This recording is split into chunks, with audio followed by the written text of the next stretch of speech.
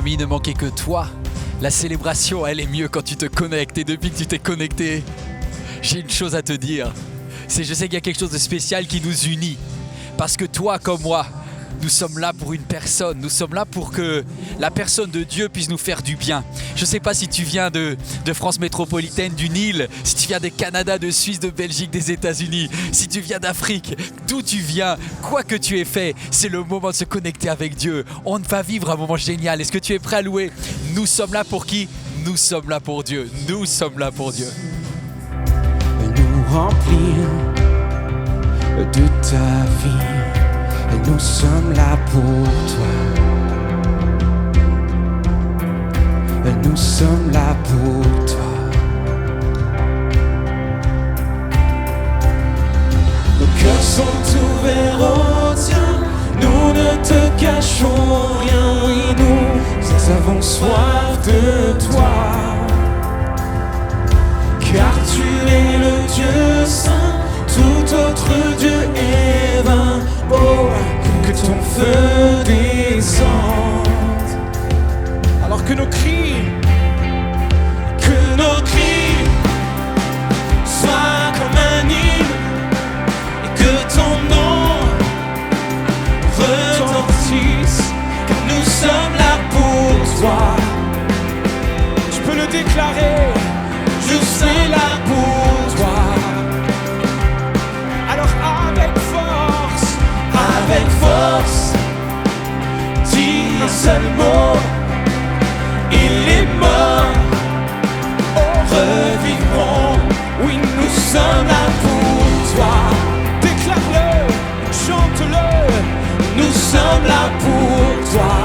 Ô Éternel, nos cœurs sont ouverts, nos cœurs sont ouverts au tien, nous ne te cachons rien, oui nous avons soif de toi, car tu es le Dieu saint, tout autre Dieu est vain.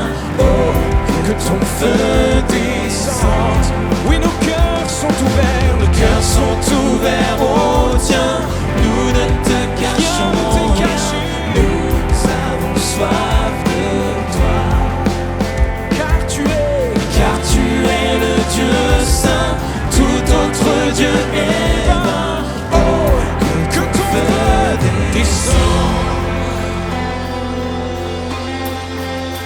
Que ton feu descende. Que ton feu descende. En ce lieu, en cet instant. Oh!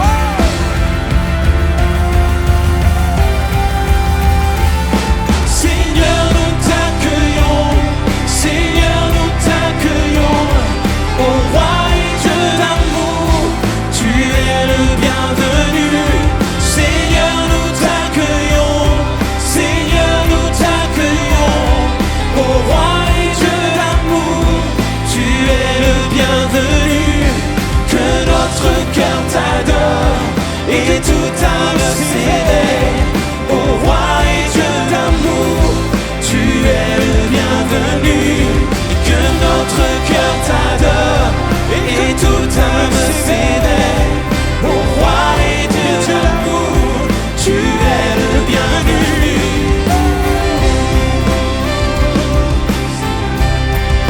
Tu es le bienvenu. Nous te faisons toute la place.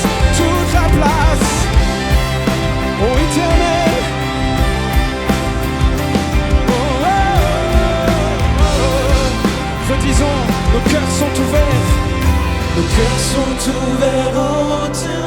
Nous ne te cachons rien. Nous avons soif de toi. Nous reconnaissons, car tu es le Dieu saint. Tout autre Dieu est vain. Oh, tout ton feu descend. Proclamons-le encore. Nos cœurs sont ouverts au tien. Nous ne te cachons rien. Nous avons soif du Dieu vivant. Oh, car tu es le Dieu saint.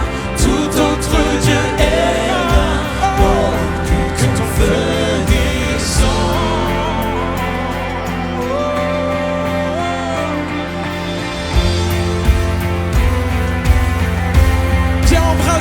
Seigneur, viens embraser ce lieu. Nous accueillons ta présence. Oh.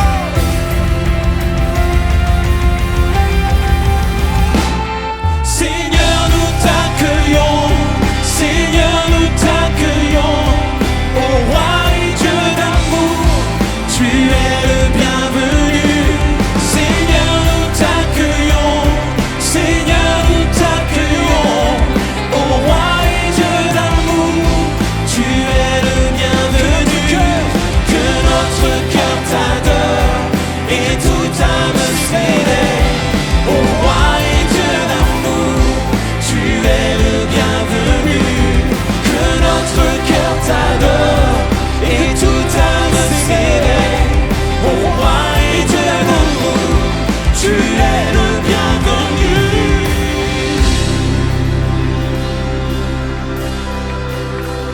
Tu es le bienvenu.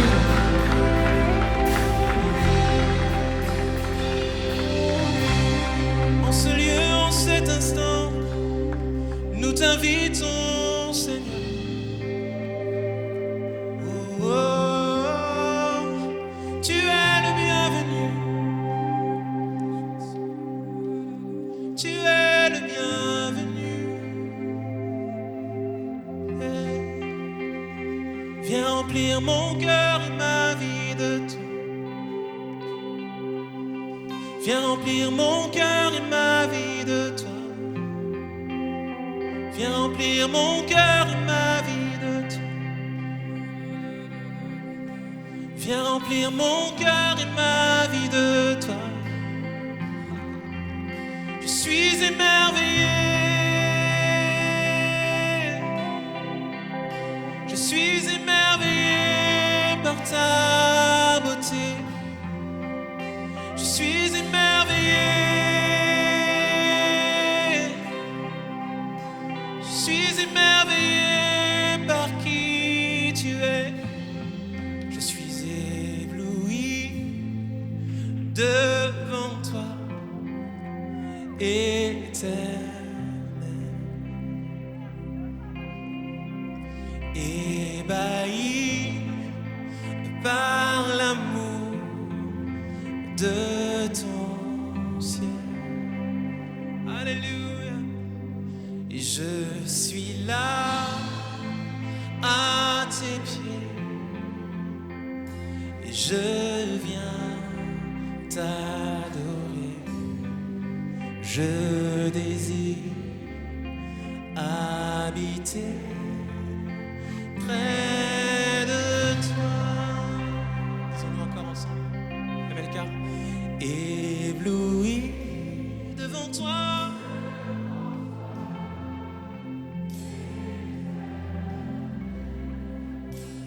Ébahi par l'amour de ton ciel. Par l'amour de ton ciel. Je suis là. Et je suis là à tes pieds. Et je viens pour t'adorer. Et je désire habiter près. Faut lui dire encore tous ensemble comme un cri du cœur, comme une famille éblouie devant toi. Éblouie devant toi. Alléluia. Éternel.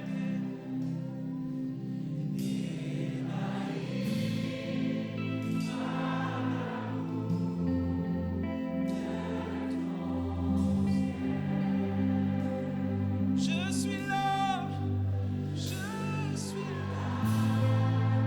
à tes pieds. Je viens t'adorer.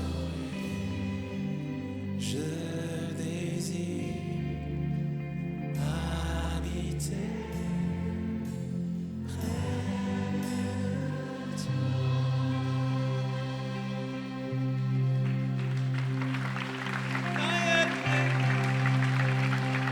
Je désire habiter près de toi, Jésus. Faire de ta présence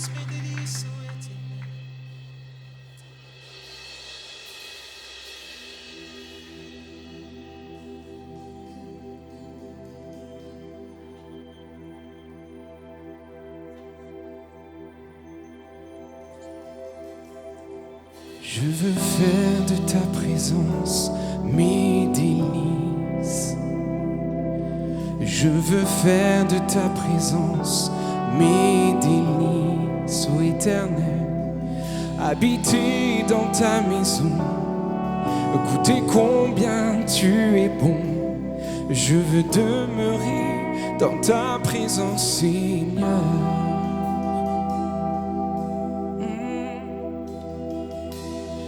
Je veux faire de ta présence mes délices. Oui, je veux faire de ta présence mes délices. Habiter dans ta maison, goûter combien tu es bon. Je veux demeurer dans ta présence, Seigneur. Car un jour dans tes parvis vaut mieux que 1000 ailleurs, vaut mieux que 1000 ailleurs. Je soupire et je languis après ta présence, Seigneur. Car les bienfaits de ta maison me rassasient. Les bienfaits de ta maison me rassasient. Tu es ce dont j'ai besoin. Tu es ma droite, mon soutien. Je veux demeurer dans ta présence, Seigneur. Les bienfaits de ta maison me rassasient en tout temps. Les bienfaits de ta maison me rassasient en toute saison. Tu es ce dont j'ai besoin. Tu es ma droite, mon soutien. Je veux demeurer dans ta présence, Seigneur. Car un jour dans tes parvis vaut mieux que 1000 ailleurs, vaut mieux que 1000 ailleurs. Je soupire et je languis après ta présence, Seigneur.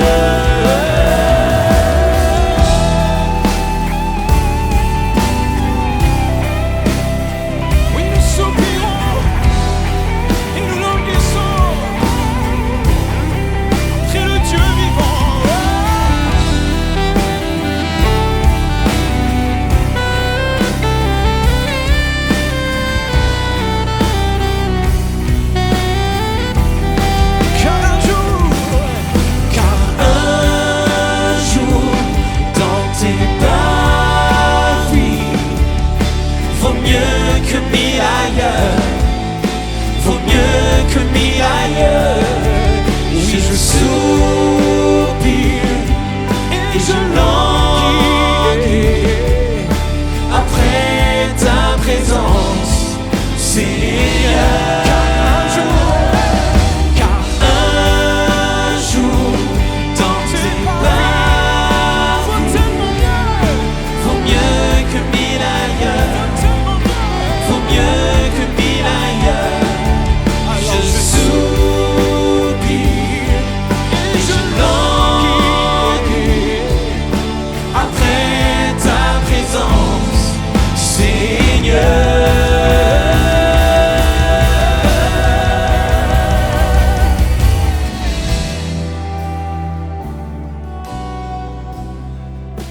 Mon âme a soif et faim du Dieu vivant.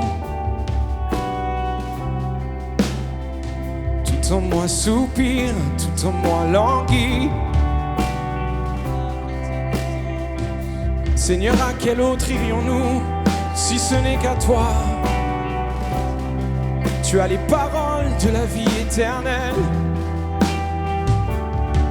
Alors nous voici, assoiffés, affamés du Dieu vivant.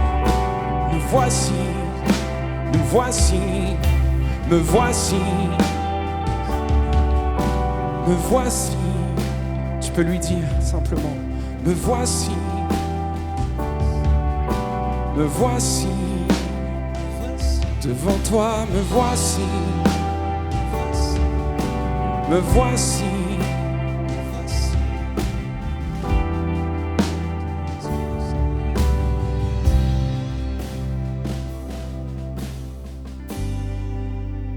Seigneur, nous voici ensemble en ta présence, soupirant, languissant, après une nouvelle révélation de toi. Continue d'œuvrer au milieu de nous, Esprit du Dieu vivant. Merci, merci pour ta présence. Merci. Et nous continuons de louer ton nom, nous continuons de fixer nos yeux sur toi. Tu es digne de toute louange. Amen. Amen.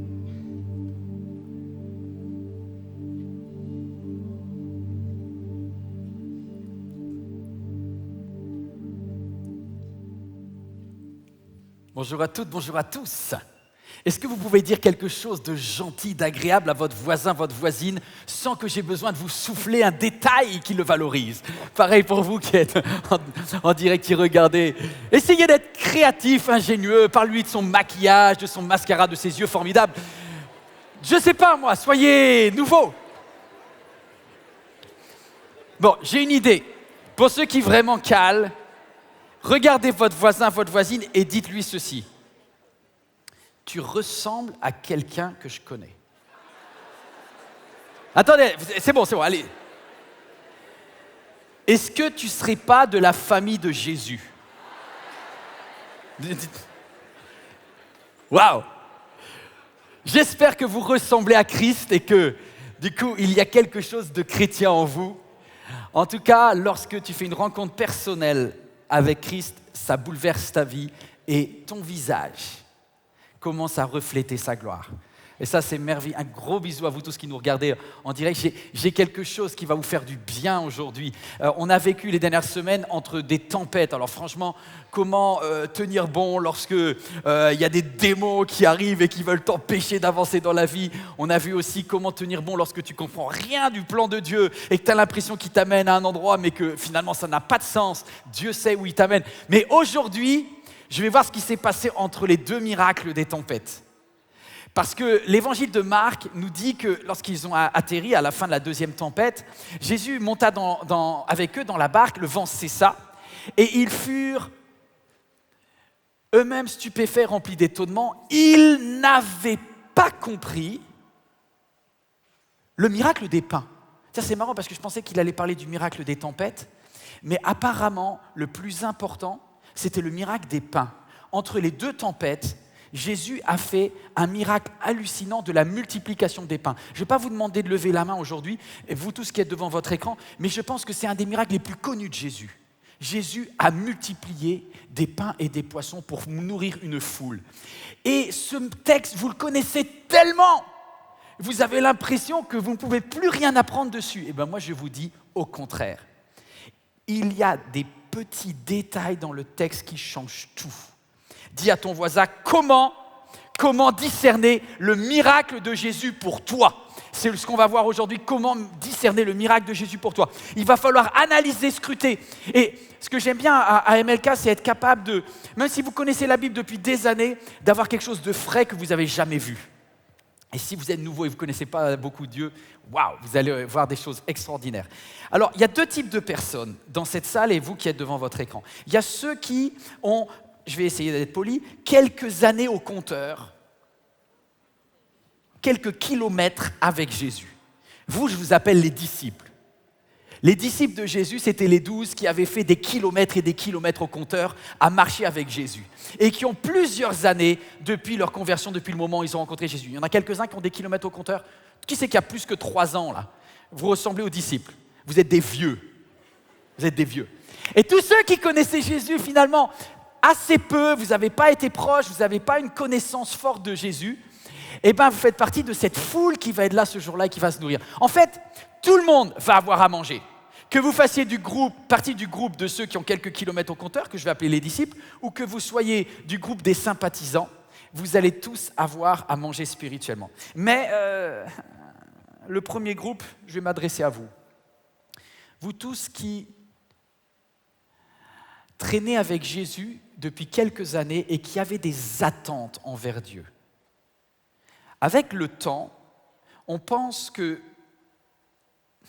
légitimement, on peut s'attendre à ce que Jésus prenne soin de nous. Grand 1, quand nos attentes légitimes sont déçues.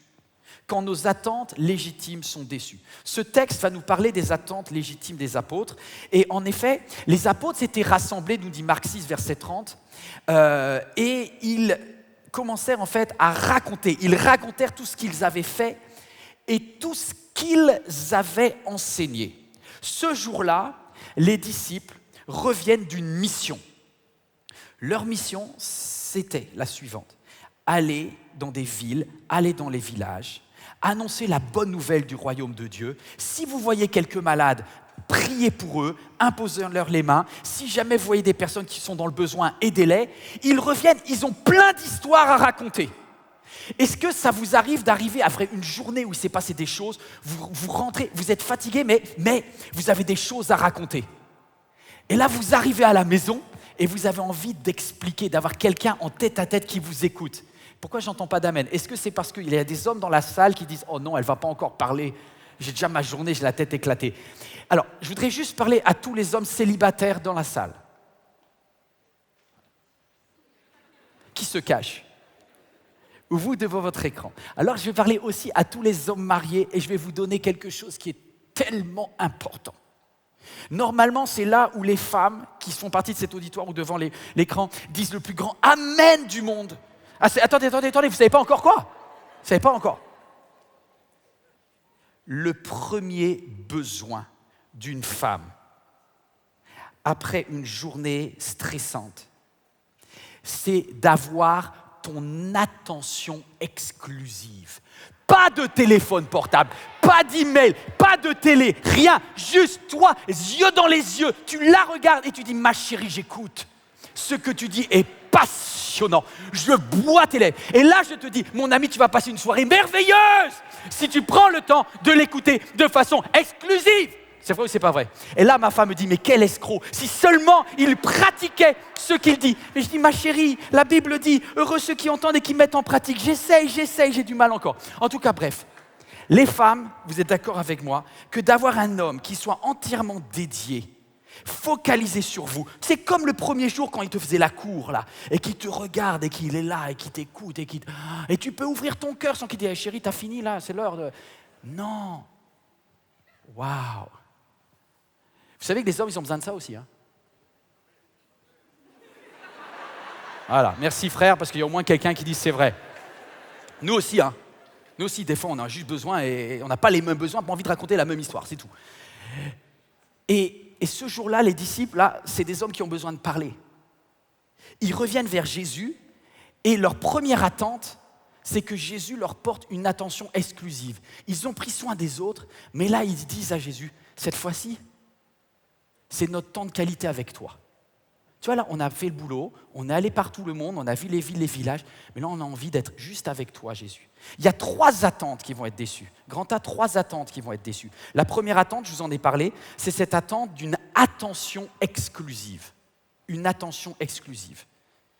La deuxième attente, on le voit juste au verset d'après, verset 31, ça s'affiche. Jésus leur dit, venez à l'écart. Ah ben ça tombe bien, Jésus, il a compris que j'avais besoin d'être seul. Et reposez-vous un peu. Deuxième attente, Jésus nous le propose, du repos. Là, les hommes, là, je pense que la plupart d'entre nous, je vais essayer de ne pas généraliser parce que sinon je vais créer des frustrations, mais la plupart des hommes ont besoin d'une grotte. Il y a un côté homme des cavernes chez le mâle. De temps en temps, accepter de le laisser s'enfermer quelque part. Un homme a besoin de moments où il fait ce qu'il veut et il rend des comptes à personne. Il se pose, il est seul, il est tranquille, que ce soit devant son canapé, devant sa télé, son truc. Il a besoin de ça, c'est une grotte. Moi, mes enfants, ils me disent « Ah, papa, il est encore parti dans sa grotte. » C'est quelque chose. Ça arrive, j'en ai besoin de temps en temps. J'ai besoin de ma grotte. Et là, Jésus leur dit « Ça tombe bien, j'ai repéré que vous avez besoin de vous retrouver seul, tranquille, on se met dans une grotte, fini les gens. Et pour terminer, 3e besoin, il dit, en effet, il y avait beaucoup de monde qui allait et qui venait, et en plus, ils ont la dalle. Parce que le texte nous dit, ils n'avaient même pas le temps de manger. Cette journée, ils reviennent, et là, ils rêvent juste d'un bon kebab frites. Sauf que, il y a trop de monde. Et ils savent que tout le monde va leur taxer leurs frites. Et ils disent, Jésus, c'est quoi le plan? On a besoin d'attention exclusive, on a besoin de repos dans notre caverne, et 3e, on a besoin de manger. Et ça semble bien parti. Sauf que, regardez le texte, ils partirent de là, donc dans une barque, pour aller à l'écart dans un endroit désert. Donc ils quittent la Galilée. Regardez la carte, est-ce que c'est possible de m'afficher la carte? Ils quittent la Galilée et ils vont de côté, hop, ils partent de la zone rose et ils partent en zone jaune, de la côté où j'ai marqué désert, au nord d'Hippos. Et là, ils se disent, c'est impeccable, c'est plus le territoire des Juifs, on a changé de pays, on est tranquille. On est tranquille. Sauf que beaucoup de gens les virent s'en aller et les reconnurent. Et de toutes les villes, on accourut à pied et on les devança à l'endroit où ils se rendaient. Quelqu'un peut dire la poisse. Tu veux être tranquille et il y a tout le monde qui te suit. Alors, laissez-moi vous parler de cet endroit, puisqu'on a quelques images dont je voudrais vous parler. Cet endroit, on le trouve aujourd'hui, donc on est de l'autre côté du Jourdain. On est dans une zone aujourd'hui qui n'est pas directement rattachée à Israël, on va dire dans le Grand Israël à l'heure actuelle. Et vous avez dans les territoires, et vous avez une ville qui s'appelle Hippos qu'on est en train de fouiller. Cette ville, elle existe, elle s'affiche sur l'écran. Vous avez donc des équipes d'archéologues qui sont en train de la déterrer. Et on est très très près de l'endroit historique de la multiplication des pains. Et du coup, les chercheurs ont commencé à gratter le sol et ils ont excavé en enlevant la terre ça c'est une chercheure, elle a excavé, elle a commencé à gratter, elle a vu qu'il y avait un poisson qui apparaissait. Regardez, il y a même plusieurs images de poissons. Il n'y a pas seulement un poisson, il n'y en a pas 2, il y en a 3, il y en a plein. Et en fait, toute une mosaïque, c'est une église primitive. Et les premiers chrétiens, de père en fils, de mère en fille, se sont transmis l'information. C'est extraordinaire. Ici, il y a quelques années, un homme est venu de Galilée et il a annoncé. Et c'est même l'archéologie atteste que ces choses sont passées. Ils ont gravé ça sur les sols de leur maison. C'est un endroit où quelqu'un est venu et a multiplié les pains et les poissons et a donné gratuitement à tout le monde. C'est un endroit merveilleux. Sauf que les disciples, eux, grand B, ils ont connu que des déceptions. Parce qu'ils n'avaient pas du tout prévu qu'il y ait une multiplication des pains. Ils n'étaient pas venus pour la multiplication des pains. Ils étaient venus pour avoir l'attention de Jésus, ils étaient venus pour aller dans leur caverne, et ils étaient venus pour avoir à manger. Et voilà comment ça se déroule. Comme l'heure était déjà avancée, en fait, Jésus là, pardon, j'allais un petit peu plus haut. Quand il sortit de la barque, au verset 34, quand il sortit de la barque, Jésus vit une grande foule et fut Ah ben non, voilà, tout de suite. Voilà, Jésus, il craque. Il n'y en a que pour les autres, tu vois. Il vit une grande foule et il fut rempli de compassion. Voilà, c'est son cœur de berger. Voilà, Jésus. Il suffit d'appuyer sur la corde sensible et Jésus, il craque tout de suite. Et je vois les 12 qui se disent, c'est pas vrai. Ils vont nous le piquer encore. Et Jésus vit que c'était comme une foule qui n'avait pas des brebis, qui n'avait pas de berger, et il se mit à enseigner beaucoup de choses. Autrement dit, il a parlé longtemps. Longtemps. Et pendant ce temps, mon estomac, il faisait... Et Jésus dit, mais je vous dis, heureux serez-vous lorsque... Jésus, je veux manger là. Tous les sermons, c'est après. Voilà comme ça que les disciples vivent les choses. Jésus ne leur a pas donné une attention exclusive parce qu'il s'est occupé de tout le monde. Pire, comme l'heure était déjà avancée, les disciples s'approchèrent de lui et lui dirent, bon, Jésus, ce lieu est désert. T'as vu Jésus? L'heure est déjà avancée.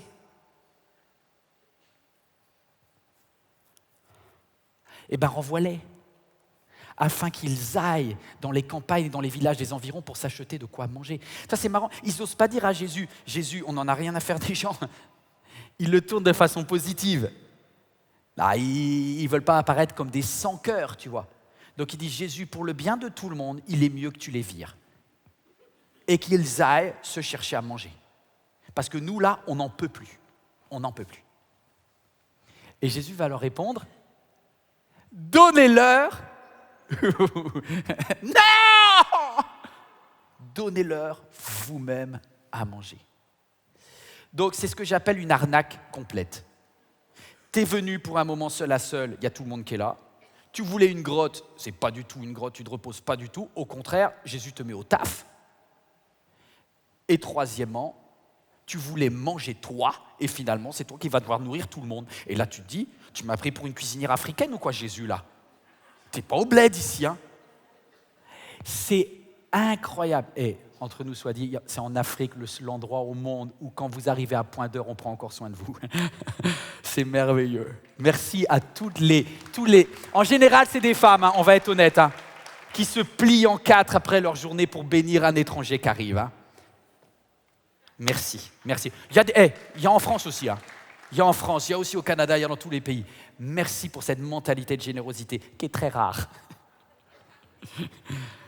En tout cas, les disciples, eux, ils disent, « Seigneur, franchement, je préfère que tu les dégages, tu vois, je ne me sens pas de faire à manger. » Et ils ont un argument économique massu.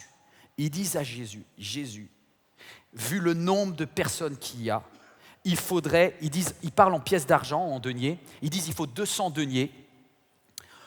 L'équivalent aujourd'hui en euros, ça serait 20 000 euros. Il dit, Jésus, c'est sympa de faire dans le social, mais ce qui était censé être un temps de repos et tranquille, c'est un temps de boulot qui va nous coûter 20 000 balles. Tu vois ton leadership, Seigneur, moyen.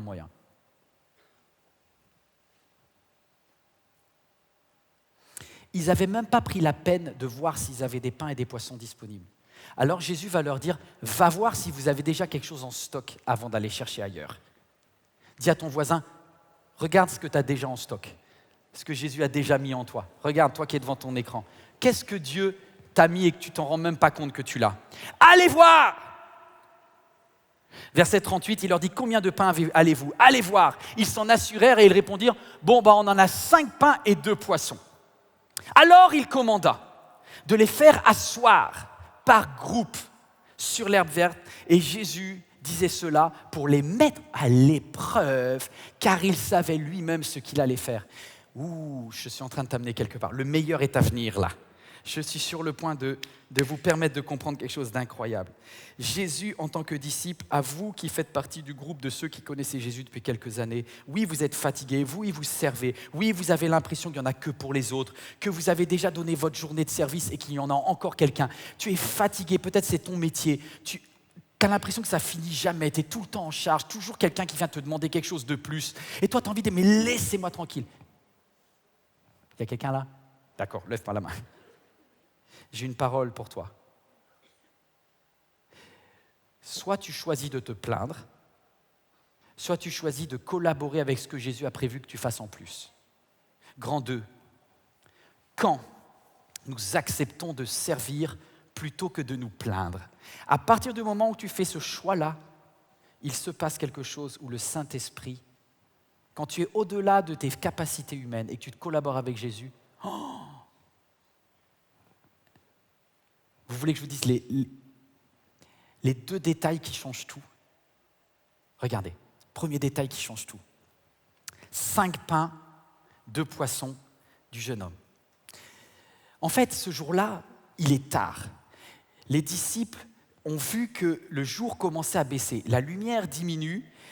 Jésus est là. Ils sont tous fatigués. Et Jésus leur demande s'ils veulent bien nourrir. Alors un des disciples, André, le frère de Simon-Pierre, dit, il y a ici un jeune garçon qui a 5 pains d'orge et 2 poissons. Mais qu'est-ce que cela pour autant de monde? Jésus dit, ça me suffit, asseyez-vous. Il s'assoit. Les disciples s'assoient Et il regarde si dans la foule, il n'y aurait pas quelqu'un. Oui, il y a quelqu'un. Il a 5 pains et 2 poissons. C'est qui? Qui a 5 pains et 2 poissons? Est-ce que vous avez noté? Un jeune garçon. En grec, c'est paidérion. Qu'est-ce que c'est que paidérion? C'est pas n'importe quel jeune garçon. C'est un jeune garçon qui n'a pas 13 ans. Ça veut dire que c'est un... Moi, pendant longtemps, j'ai cru que c'était un ado qui juste sait que tous les ados mâles ont faim et qui, du coup, il a fait un stock, tu vois. Mais non, c'est pas un gars qui est dans l'adolescence et qui a fait un méga casse-croûte. C'est un garçon de 8, 9, 10, 11 ou 12 ans. Mais qu'est-ce que fait un garçon de cet âge-là avec 5 pains et 2 poissons? Qui c'est qui mange 5 pains et 2 poissons à 12 ans? Bah, vous allez me dire, mais non, c'est sa maman qui a dû être un peu stressée de la vie et qui a chargé, tu vois. Parce qu'il y a des mamans ici dans la salle. Quand l'enfant il va à la piscine, tu sais que c'est juste un encas qu'il faut lui donner. Mais non, toi tu charges, tu remplis le sac, tu vois. Non.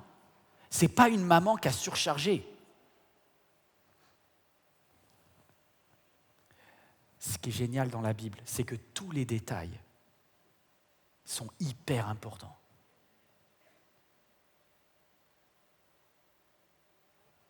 Qui est ce garçon? Qui est cet enfant d'une dizaine d'années qui a 5 pains et 2 poissons? C'est un enfant des rues. Cet enfant est un orphelin. Cet enfant, il n'a pas de père. Et vous savez comment je le sais?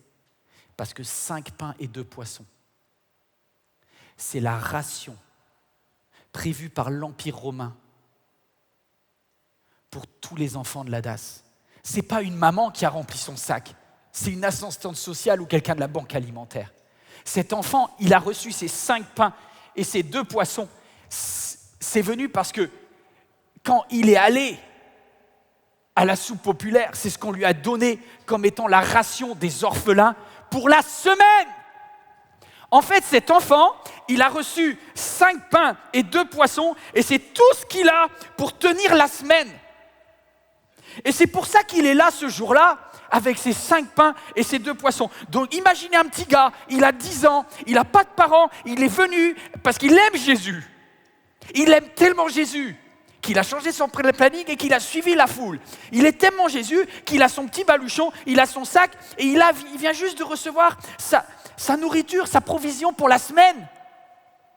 Et là, André, un des disciples de Jésus, lui dit « Hey, petit, est-ce que tu serais prêt à donner tes 5 pains et tes 2 poissons ?» C'est l'histoire d'un enfant de la DAS qui est arrivé et qui a dit « Je donne tout ». C'est pour ça que c'est 10 fois plus fort en fait.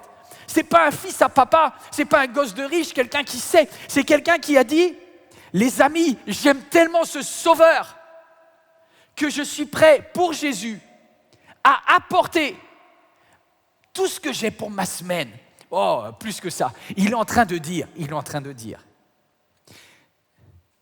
j'ai plus confiance dans la capacité de celui qu'on appelle Jésus à prendre soin de moi cette semaine que dans ma ration de l'assistance publique. J'ai plus confiance dans ce sauveur-là donc je vais lui donner et je lui fais confiance pour que de mes 5 pains et mes 2 poissons, il pourvoie à mes besoins. Et là, j'entends la réaction de Jésus. Quand Jésus reçoit cela, vous savez ce que fait Jésus? Il se mit à genoux, il prit les 5 pains et les 2 poissons. Le texte dit, il leva les yeux vers le ciel et il prononça la prière de bénédiction.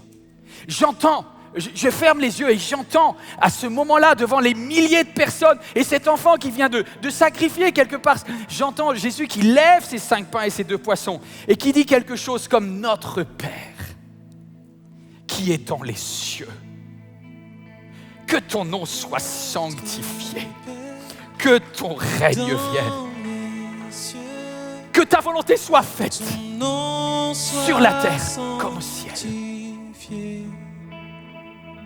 Et que bientôt vienne ton règne et ta volonté soit faite sur terre comme dans les cieux, que le ciel vienne sur terre.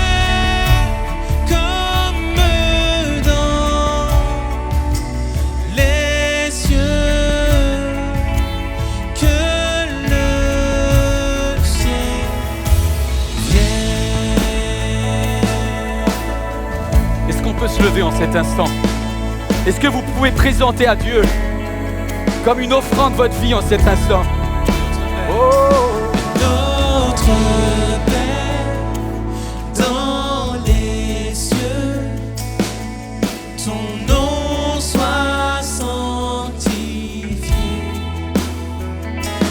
que bientôt vienne ton règne et ta volonté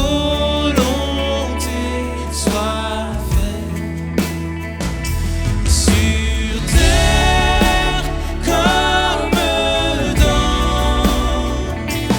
les cieux, que le ciel vienne sur terre comme dans les cieux.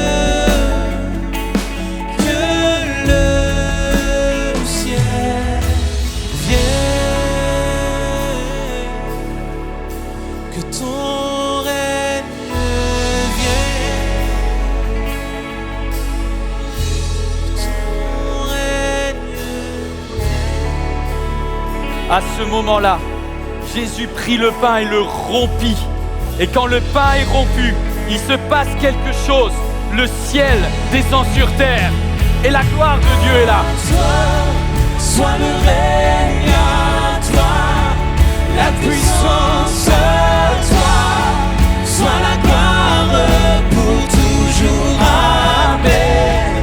À toi, sois le règne à toi, la puissance à toi, sois la gloire pour toujours. Amen. À toi, sois le règne à toi, la puissance à toi, sois la gloire pour toujours.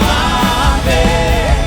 À toi, sois le règne à toi, la puissance à toi, sois la gloire pour toujours. Amen.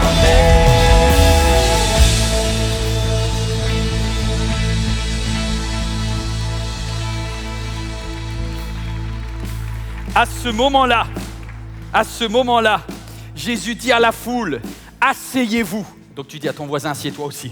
C'est exactement ce qui s'est passé ce jour-là. Alors vous allez me dire, mais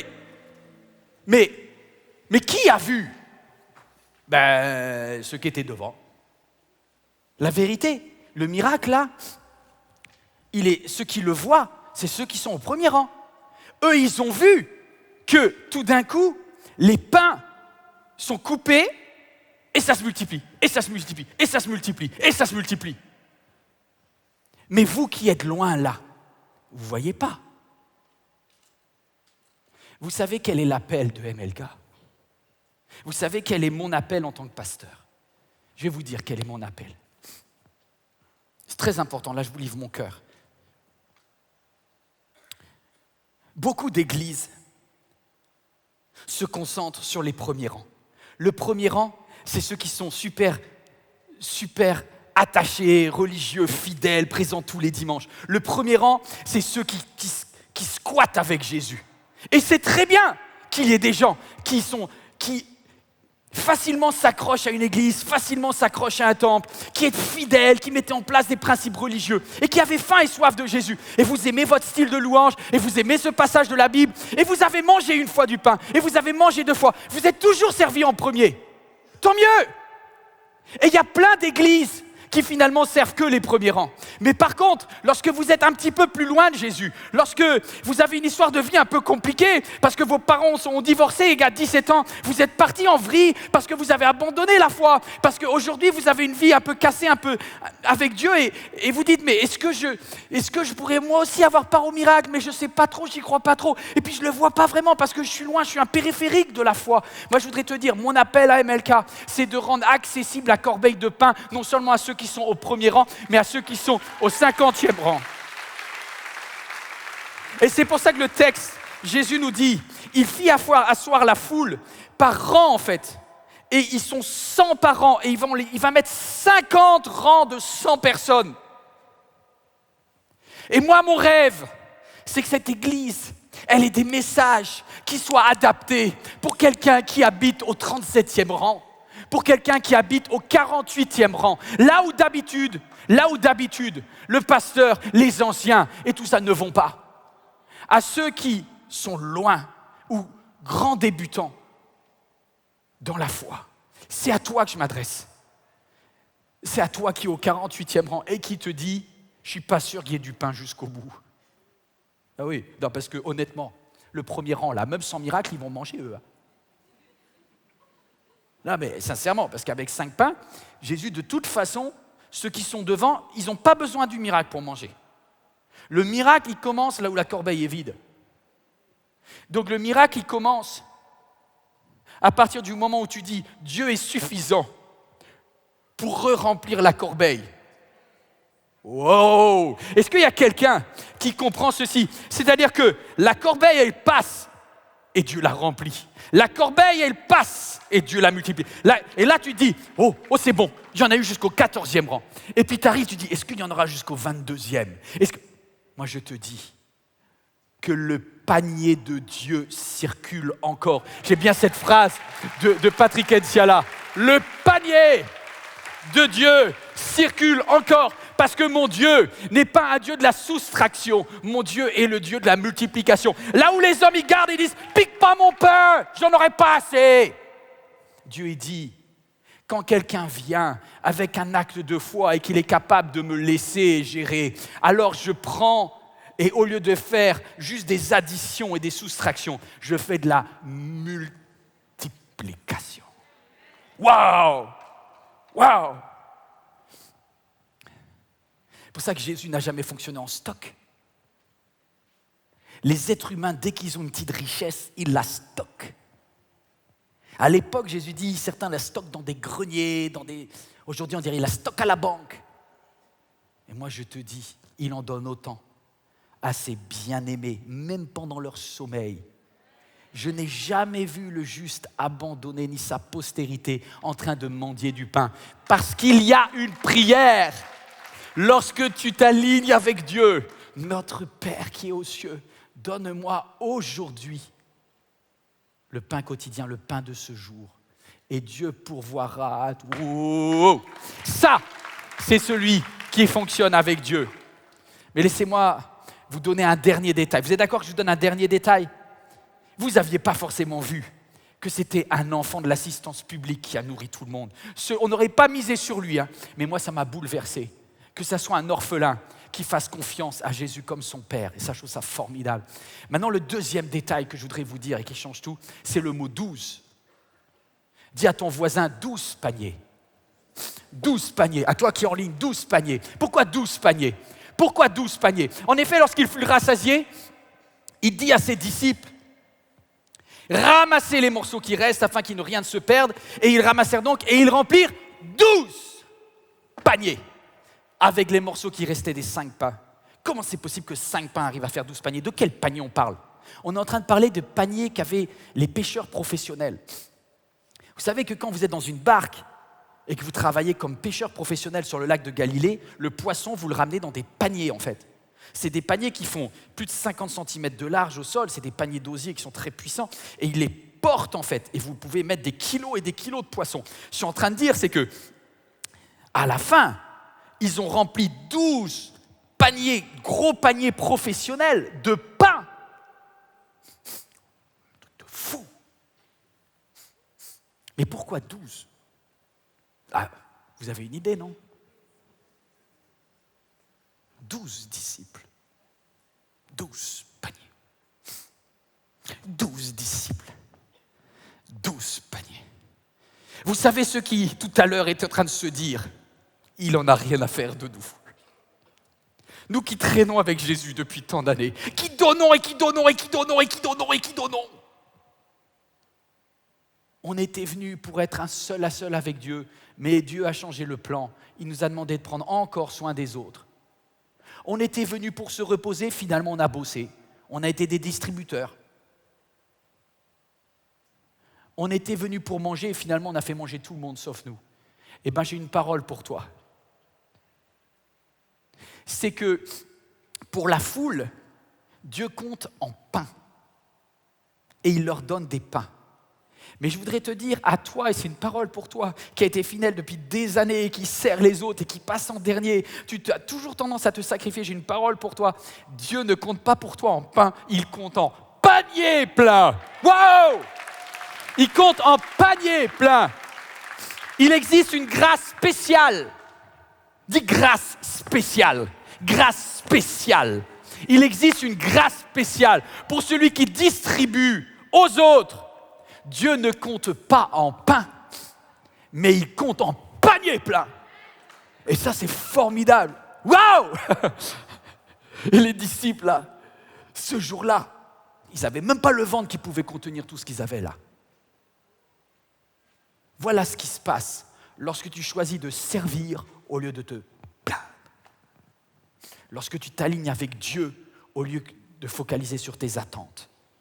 Quand tu comprends les attentes de Dieu et les attentes des autres, alors Dieu prend soin. Ah, alléluia! Est-ce que j'ai quelqu'un qui peut juste comprendre cela? Moi, ma vie aujourd'hui, qu'est-ce que je bénis Dieu pour ma vie? Mais je me rappelle à l'époque où j'ai vécu une adolescence pénible en fait. Franchement, je n'ai pas été heureux dans mon adolescence, c'était vraiment dur. J'ai vécu des grands moments de solitude. Jamais j'aurais pensé qu'aujourd'hui, il y ait 1000 personnes et vous des milliers devant Internet à qui je puisse parler. Jamais, c'était même pas quelque chose que je pouvais penser, imaginer. Mais j'avais fait un pacte avec Dieu. Je me rappelle, j'étais sur une plage en Bretagne, c'est là où j'habitais. Et j'étais tout seul sur cette plage, j'avais pas d'amis vraiment. Et j'avais pris un rocher, j'avais gravé sur ce rocher un pacte entre moi et Dieu. J'avais dit, Dieu, je m'occuperai en premier de tes affaires, et tu t'occuperas des miennes. Lorsque tu comprends cela,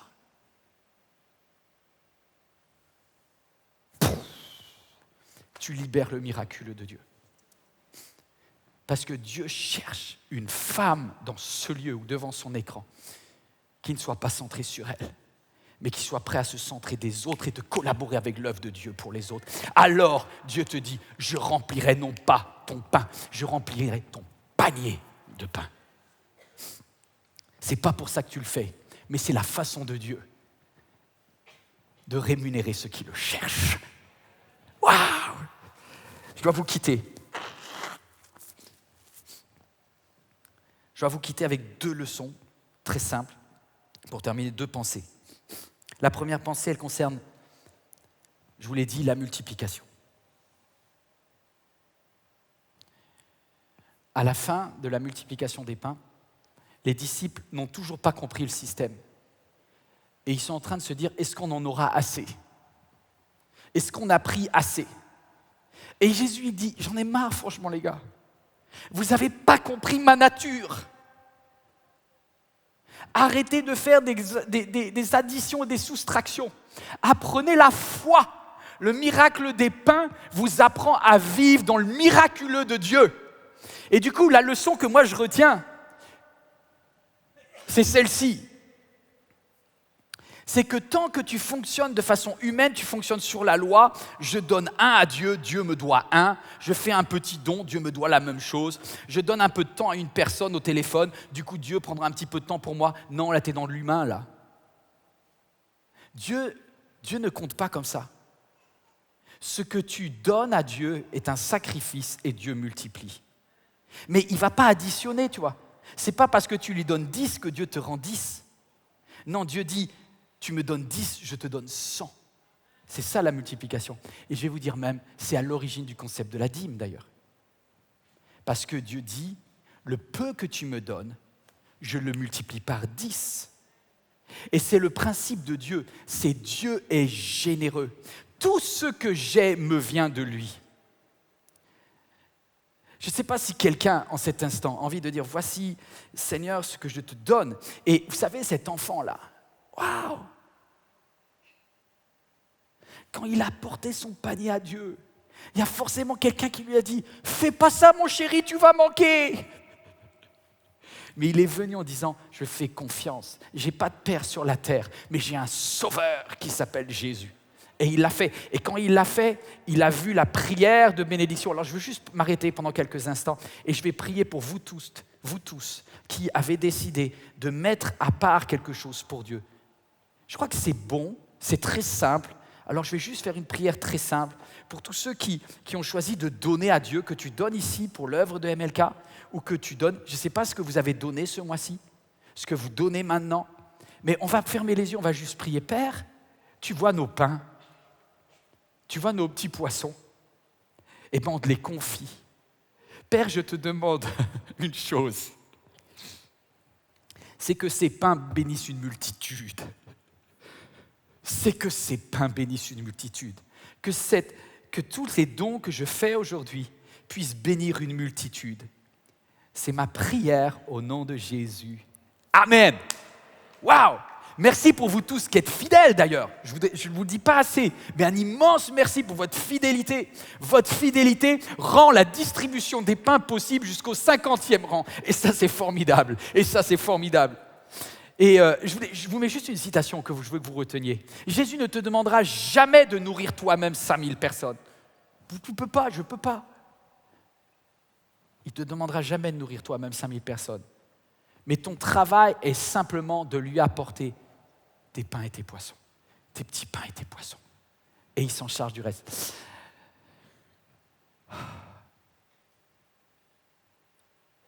Ce texte termine avec un moment où Jésus est seul à seul avec ses disciples. Il est réuni, il leur dit, mes amis, vous n'avez pas tout compris de la multiplication des pains. Venez là, venez. Il prend ses bien-aimés, il prend Jacques, Jean, il prend Pierre, il prend toi qui regarde, toi. Et Jésus commence à dire quelque chose, il dit, en fait, vous n'avez pas compris quelque chose par rapport au pain. Le pain, ce n'est pas juste du pain. On lit ensemble les dernières paroles de Jésus. Jésus, verset 32. Jésus dit, en vérité, je vous le dis, ce n'est pas Moïse, parce qu'ils sont juifs, ils ont connu la manne dans le désert, c'est passé dans la culture, dans la tradition juive. Il dit, ce n'est pas Moïse qui vous a donné le pain du ciel, mais c'est mon Père céleste qui a utilisé Moïse en fait. Et aujourd'hui, il vous donne le vrai pain du ciel. En effet, le pain de Dieu, c'est celui qui descend du ciel. On a mis le pain de Dieu, c'est une personne. C'est une personne. Et il donne sa vie au monde. On continue. À ce moment-là, il dira alors, Seigneur, donne-nous de ce pain-là. Et qu'est-ce que Jésus va répondre? Le pain de vie, c'est moi. Et il va leur dire quelque chose d'incroyable à l'époque, incompréhensible. Il va leur dire, mon corps est le pain. Mon sang, c'est la boisson. Qu'est-ce que tu racontes là? Comment ça? Ton sang pourrait être un breuvage, une boisson. Et Jésus leur dit, celui qui mangera du pain, qui est mon corps, et qui boira de ma coupe, je suis en lui. Oh! Et il est en train d'expliquer ce que l'on appelle la communion avec Dieu. Écoute bien, à toi qui es devant ton écran, je vais te demander une chose. Je vais te demander sans plus tarder d'aller chercher un morceau de pain. Et vous qui êtes dans la salle, j'ai une bonne nouvelle. Pour la première fois depuis 1 an, on va prendre ensemble le pain de la communion. On va prendre la Sainte Seine ensemble. Et ça, c'est top. Dans quelques instants, on va enfin prendre le pain. Et lorsque tu prends le pain, ce pain, il est cassé, comme le corps de Jésus est cassé. Et Jésus dit, celui qui prendra du pain, et d'ailleurs, excusez-moi, mais c'est la seule consigne que Jésus donne à ses disciples. Il dit retenez bien, quand vous vous réunirez, voici ce que vous ferez. Vous prendrez du pain et vous prendrez du fruit de la vigne. Et vous vous rappellerez que c'est mon corps qui est brisé pour vous. Et il annonce la croix. Et à ce moment-là, les disciples vont comprendre quel sauveur merveilleux il possède. Un sauveur, je voudrais te dire, ce sauveur s'est sacrifié pour toi. Sa vie, elle était innocente, mais il l'a cédée. Il est mort sur un infâme bois, attaché à la croix pour toi, pour moi. Le pain de vie est brisé. Est-ce que quelqu'un veut se lever pour prendre la Sainte Seine en cet instant? Tous ceux qui veulent prendre la Sainte Seine, vous levez. Vous tous qui êtes devant votre écran, levez-vous à votre place, allez chercher ce que vous avez besoin. Comment ça va se passer pour nous qui sommes dans la salle? Alors que les hôtes et les hôtesses vont venir sur le devant, vont se préparer. Voici ce qu'il y a. Il y a un petit verre. Je vais en prendre un, s'il vous plaît. Voilà. Et dedans, la première opercule est une opercule dans laquelle vous allez pouvoir, c'est tout fin, tout très fin. Et là, il y a un morceau de pain. Quand vous prenez le pain, réalisez que ce pain représente le corps de votre Sauveur qui est mort à la croix. Si quelqu'un va me dire, pasteur, je ne sais pas si j'ai le droit. Si tu as le droit de quoi? Si j'ai le droit de prendre le pain qui représente le corps de Jésus. Eh bien moi je te dis, ce jour-là il l'a donné aux 5000. Alors la Bible nous donne une seule consigne, extrêmement importante. Le pain et le vin ne sont pas faits pour des gens qui se considèrent comme parfaits. Pendant des années dans les églises, on a dit, est-ce que je suis spirituellement à la hauteur pour prendre du pain et de vin? Non, c'est pas ce que dit le texte. Le texte dit une seule chose, examinez-vous vous-même afin de reconnaître votre état de péché, c'est tout. Et c'est des pécheurs, c'est des personnes qui ont commis des fautes. Et c'est puisque tu as commis des fautes et que tu reconnais que tu n'es pas à la hauteur, que tu viens prendre le pain et tu dis, étant donné ma nature, elle est tellement pourrie, tellement décevante, que j'ai besoin de la nature de Jésus en moi. Et quand tu fais ça, et que tu reconnais le corps et le sang du Seigneur, alors tu prends un moment de bénédiction sur ta vie. Et il y a une transfusion de vie, parce que la vie de ton Sauveur est en communion avec ta vie.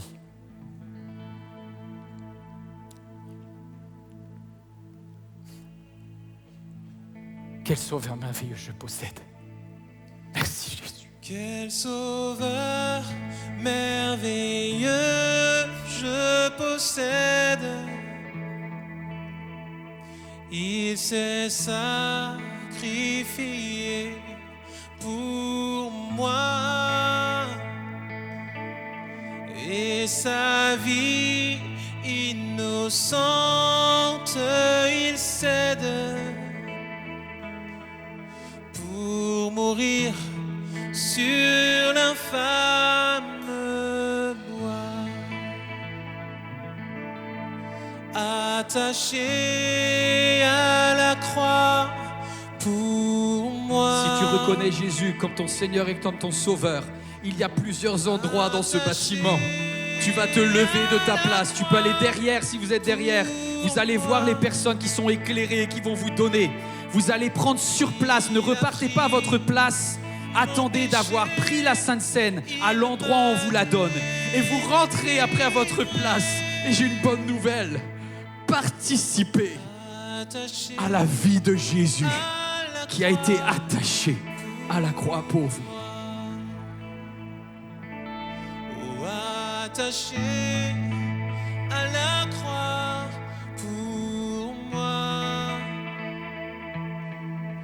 attaché à la croix pour moi,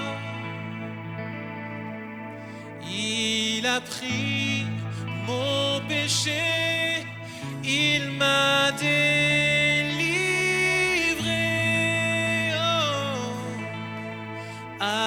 attaché à la croix pour moi.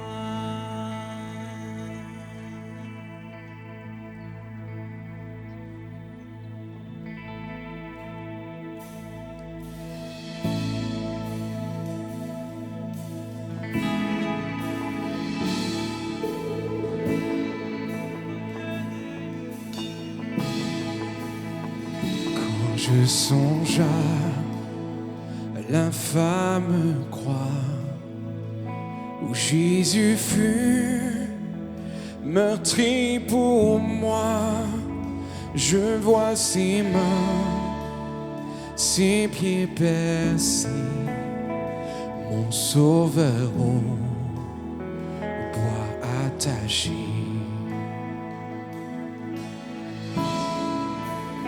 Son corps lié de larmes trempées dans le tombeau fut déposé, l'entrée scellée d'une eau de pierre, le Messie seul est délaissé.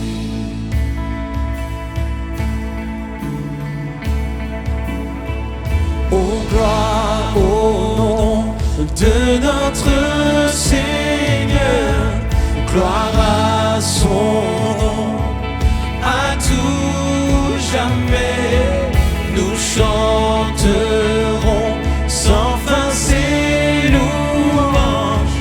Ô gloire à toi, ô Dieu.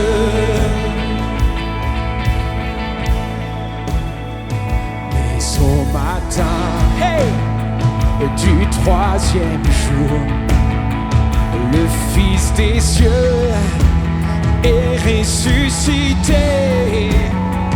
La mort n'est plus, non, non, non, elle est vaincue. Et les anges acclament, et nous l'acclamons, Christ notre roi. Alors nous chantons ensemble. Ô gloire au nom de notre Seigneur, gloire à son nom, à tout jamais nous chanterons sans fin ses louanges. Ô gloire à toi, ô Dieu, toute la gloire est à toi.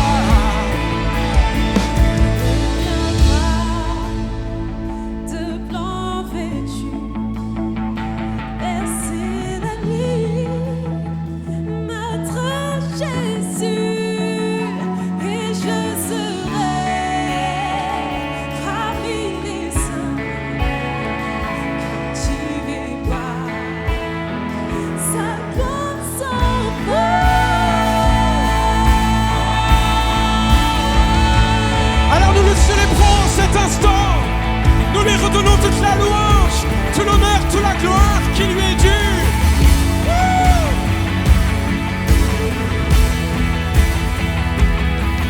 Chanterons sans fin.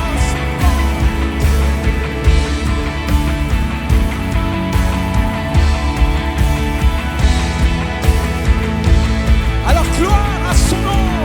Oh, gloire au nom de notre Seigneur, gloire à son nom, à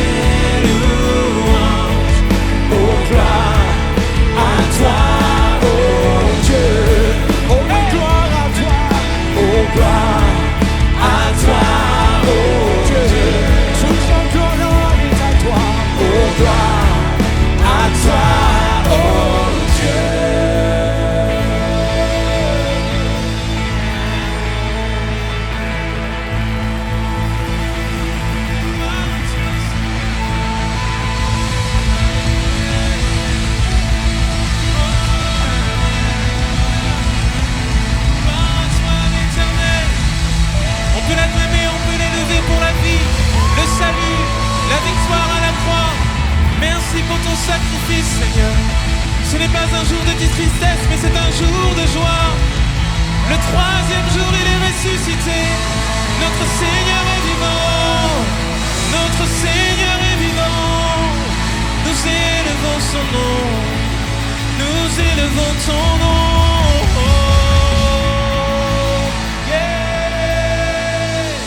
On peut lancer un grand cri de joie vers ce grand Dieu vivant. Alléluia. Alléluia. Wouh. Les amis, j'ai une nouvelle pour vous. Le culte arrive à sa fin. Ah, je savais que vous réagiriez comme ça, donc du coup, j'ai prévu quand même 2 bonnes nouvelles derrière. La première, c'est qu'on va finir en célébrant le Seigneur et en lui disant merci pour toutes ses bontés. C'est une belle nouvelle, ça. La deuxième, les amis, c'est que on va se retrouver. Samedi prochain pour les jeunes, je ne sais pas s'il y a des jeunes aujourd'hui. Et dimanche prochain, pour les moins jeunes, vous avez le droit aussi de venir le samedi. Il y a la bénédiction pour tout le monde.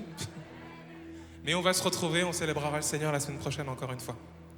Alors, juste avant que vous partiez, je voudrais vous rappeler quand même que vous avez un coin prière. Si vous avez besoin de prière, n'hésitez pas. Vous restez de ce côté-là de la salle à la fin de cette célébration et on priera pour vous, on prendra du temps pour prier avec vous.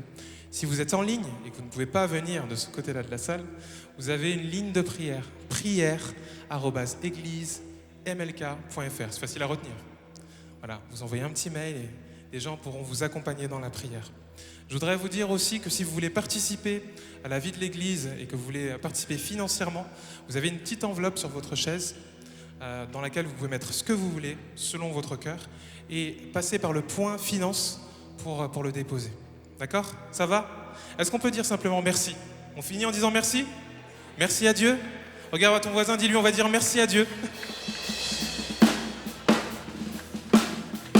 Alors c'est le dernier, on y va, on donne tout. Hein.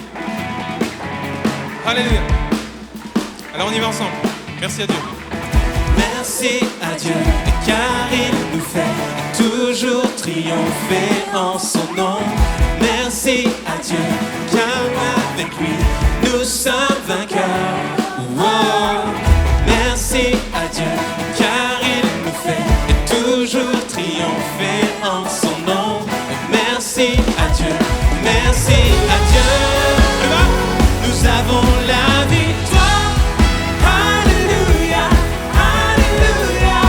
Hey. Nous avons la victoire par la puissance de son nom. Jésus, tu es roi. Alléluia, alléluia. Celui qui nous fait triompher toujours en son nom. Et je dis oh, oh, oh, oh, oh, oh. Et je dis oh, oh, oh, oh, oh. Alors si vous le croyez, on va le dire ensemble bien fort avec moi. Merci à Dieu. Merci à Dieu, car il nous fait toujours triompher en son nom. Merci à Dieu, oui, avec lui, nous sommes vainqueurs. Merci à Dieu, car il nous fait toujours triompher en son nom. Merci à Dieu, merci à Dieu. Nous avons la victoire. Alléluia, alléluia. Nous avons la victoire Par la puissance de son nom. Jésus, tu es Alléluia, alléluia. Celui qui nous fait triompher. Toujours en son nom, toujours en son nom. Et je dis oh, oh, oh, Si tu crois, tu peux le dire aussi. Et je dis oh, oh, oh.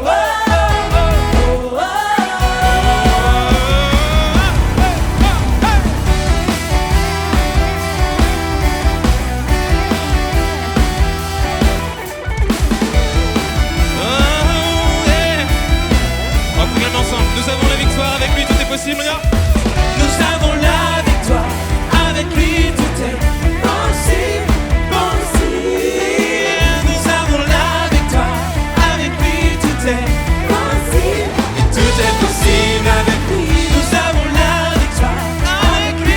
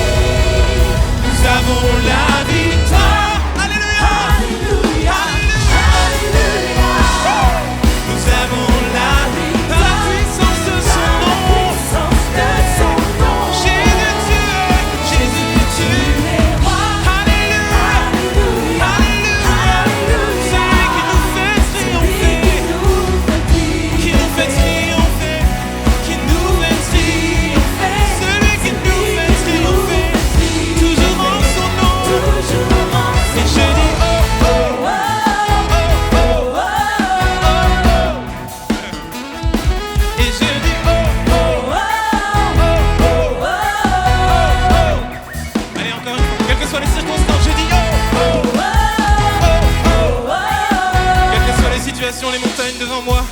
Je veux dire oh oh oh oh oh oh. Il est celui qui me fait triompher, qui nous fait triompher, celui qui nous fait triompher, toujours en son nom.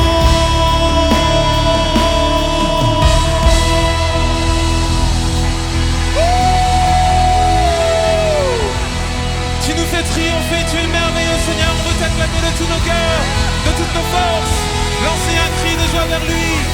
Alléluia!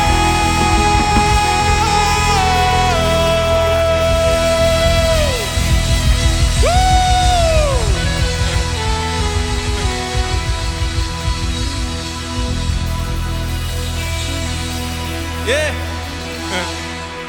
Soyez bénis, passez une bonne semaine, que le Seigneur vous bénisse et vous garde. Cette vidéo t'a parlé ? Clique sur j'aime. N'oublie pas également de t'abonner et de déclencher les notifications. Si cette vidéo t'a touché, elle peut aussi faire du bien à ceux qui t'entourent. Prends 5 minutes pour la partager à un proche ou à un ami qui en aurait besoin. Devenir partenaire, c'est facile. Tout d'abord, allez sur le site jeveuxêtrepartenaire.fr. Saisissez le montant que vous souhaitez donner. Ensuite, inscrivez vos coordonnées. Puis, validez mon abonnement. Ajoutez vos coordonnées bancaires et cliquez sur S'abonner. Merci. Donnons aujourd'hui pour construire ensemble l'Église connectée de demain. Ça y est, l'année 2021 touche à sa fin. Sachez que vos dons à l'église MLK vont fortement réduire votre impôt sur le revenu l'année prochaine. En effet, tous vos dons identifiés vous accorderont un remboursement fiscal égal aux 2/3 de la somme de vos dons de cette année. Vous venez de recevoir un premier relevé provisoire qui récapitule vos dons. En début 2022, vous recevrez le reçu fiscal définitif intégrant vos dons de ce mois de décembre 2021. Merci de vous signaler auprès du service comptabilité pour vous identifier afin que nous vous fassions parvenir votre reçu fiscal annuel. Puisque l'église MLK est une association reconnue par l'État, vos dons effectués en 2021 par virement, prélèvement, par chèque et carte bleue seront déduits à hauteur de 66% de votre impôt futur. L'État vous reversera donc cette somme sur votre compte bancaire en 2 temps. La plus grande partie de votre réduction sera versée le 15 janvier et le reste en août prochain. Le montant exact des dons versés à l'église MLK figure sur un reçu fiscal délivré par l'église et transmis par voie électronique début 2022. Il vous permettra de compléter votre déclaration en mai prochain. Ce montant est à indiquer dans la case 7UF de votre déclaration 2042 RICI. Tous les dons que vous allez effectuer jusqu'au 31 décembre 2021 seront déductibles à 66% de votre impôt sur le revenu. Le cycle recommencera en 2023 si vous renouvelez vos dons en 2022. Votre soutien financier est déterminant pour l'église MLK. C'est grâce à vous que le message de l'Évangile transforme tant de vies aujourd'hui. Ensemble, nous portons cette mission d'être aimés pour aimer mieux et aimer plus notre Dieu et notre prochain. Pour plus d'informations, rapprochez-vous du service comptabilité via l'adresse mail suivante comptabilité@églisemlk.fr.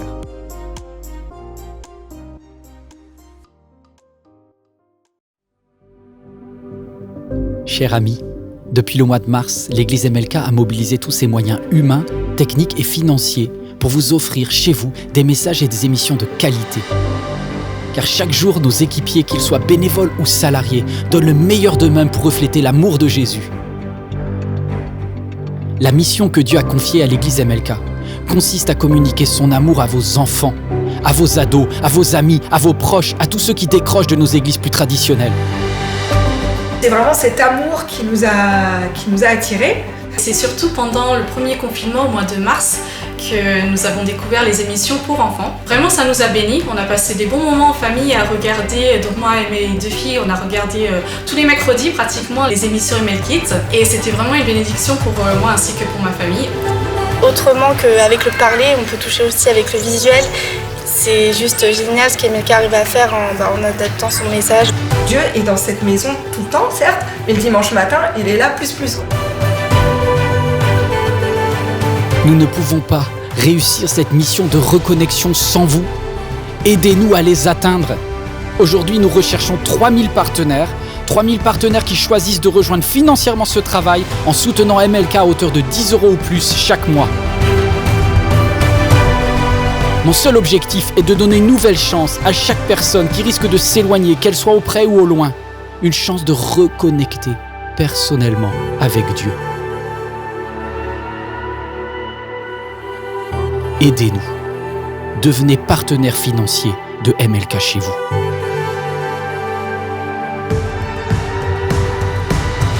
La production MLK a besoin de fonds. Voilà, je me dis pourquoi pas semer, parce qu'on a été bénis. Devenir partenaire pour moi, c'est faire ma part pour que ça bénisse d'autres personnes qui, à un moment donné, auraient peut-être aussi besoin de ce message, de ces messages, à tout moment. Ça me paraît naturel d'aider cette église à continuer à diffuser le message et à étendre le royaume de Dieu.